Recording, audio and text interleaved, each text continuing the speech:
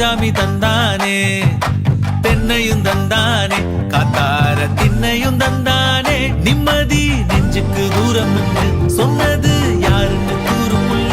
சாமிக்கு நீ வேறு நான் வேறு இல்ல, பூமிக்கு யாருமே பாரம் இல்ல. ஏத்த வச்சான், எழுத வச்சான், பாட்ட வச்சான், படிக்க வச்சான், மேகம் வச்சான், மழைய வச்சான்.